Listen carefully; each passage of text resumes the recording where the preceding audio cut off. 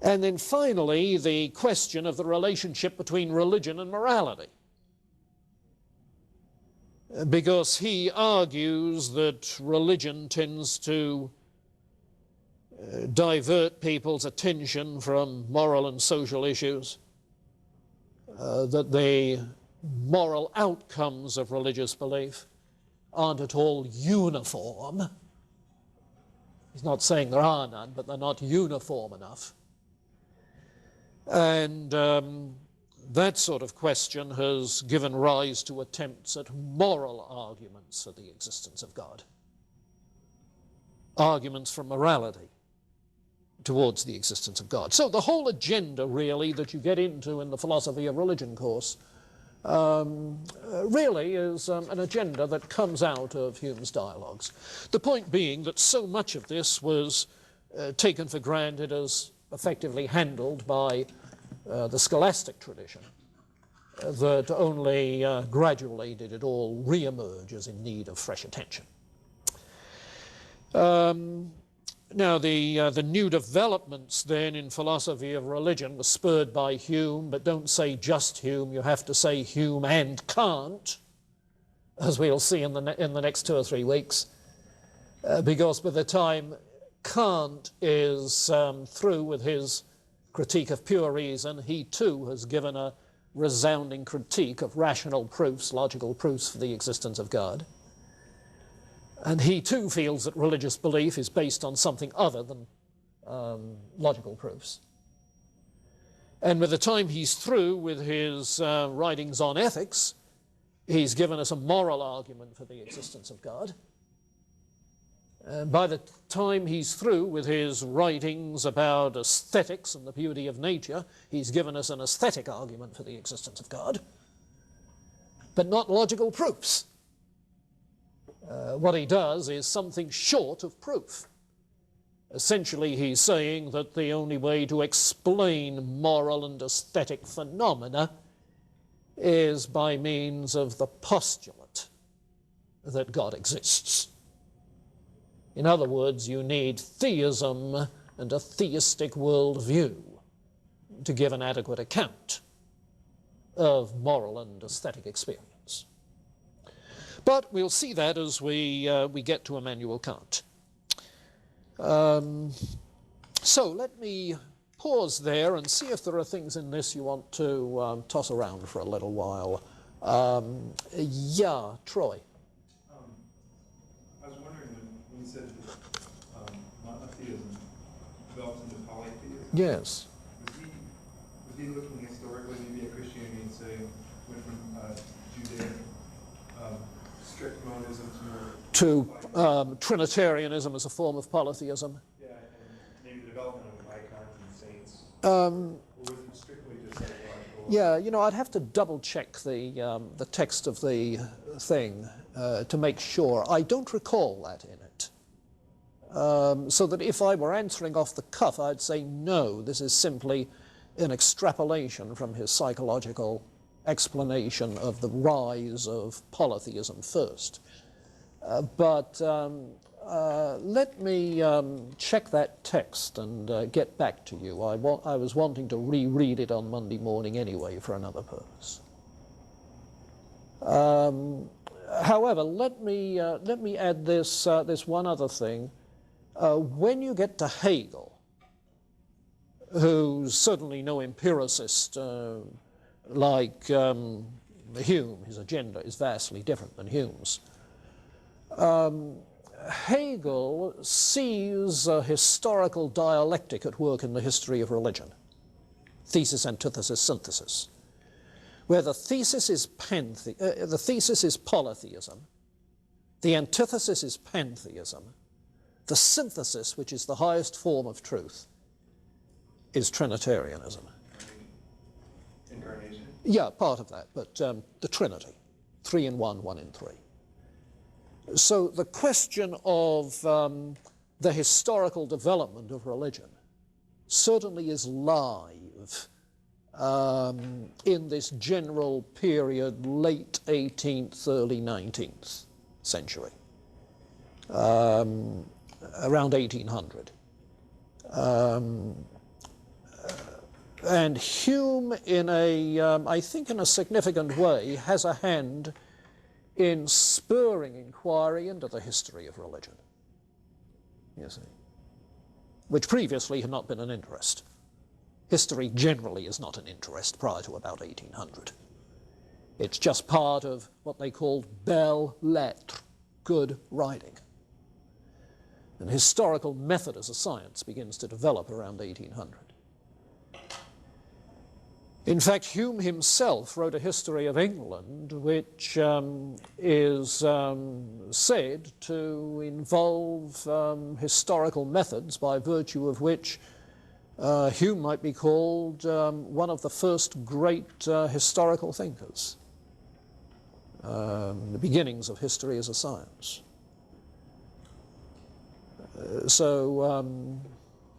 Well, okay. Now, somebody else, David. Isn't there a section in the inquiry that we're reading where Hume, I think that there's the one section that's sort of like a dialogue almost with two people, like one person talks, one person responds, and doesn't he say something like, even though we can't know causal connections for sure, we can still infer things about the nature of God because as we look at other things in our experience, we see that by analogy. Yeah, that I think is in the section called On a Particular Providence, which is about God. Yeah, and I think that's the same sort of line of thought as you get in the dialogues. Now, when he says infer, he doesn't mean logically demonstrate. You see, in fact, earlier on when he's talking about the fact that we experience constant conjunctions and somehow or other conclude that there's a necessary connection, and he's already said there's no logical step involved, he uses the word infer for that transition. Infer in those contexts seems to be to mean a step that the mind takes, which may not be a logical step. You see. So I think that's the case in that thing on special providence. Yeah. So then when you say that people after Hume and Kant, in the philosophy of religion, when you say that they're dealing with these issues, they're trying to establish certainty in these arguments? It varies. It varies. There are some who are trying to provide demonstrative certainty, as Locke would call it. More generally, the appeal is to probability, which is putting them in the evidentialist camp. Okay, probability, the weight of evidence. Yes. And a lot depends there on the epistemology with which they're working. Now, you're going to be reading about Thomas Reid this next week, the Scottish realist. Reid categorically rejects the theory of ideas and impressions. He denies the whole business of representational knowledge.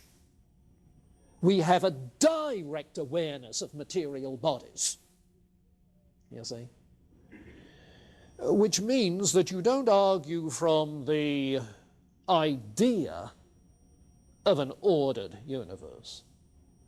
You argue from an ordered universe, you see. And consequently, he can be much more positive about the outcomes of that. Now, while Reid gave some lectures on natural theology, he didn't do a lot of work in that area. But that Scottish realist tradition affected a lot of people who did. There was a Scottish theologian by the name of Robert Flint in the 19th century, very influential. His book, Theism, was widely used even 50 years ago. You can check it in the library if you like.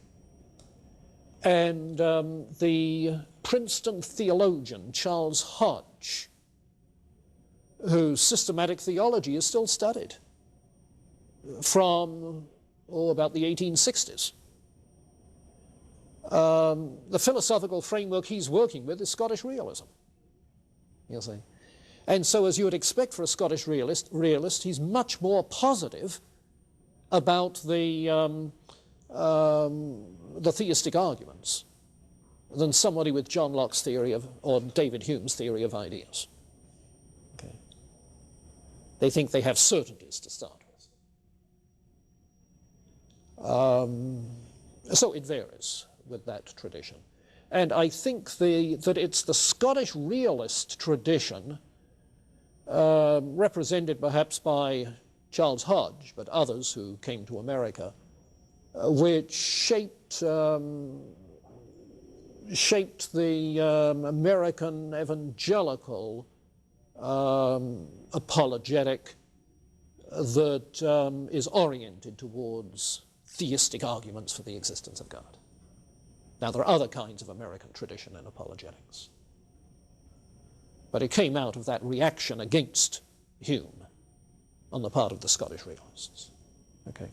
And some of you may know that Mark Knoll in the history department has done all sorts of historical research and publishing about the influence of Scottish realism on American evangelicalism. Essays galore. Not sure if he has a book on the subject, but he's got parts of books on the subject. So if you do work with Mark Knoll, okay, you'll get into something of that. Incidentally, the Wheaton College president, J. Oliver Buswell, who was president, let's see, in the 30s, early 40s, was very much the Scottish realist, very much the Charles Hodge sort of man, very much so.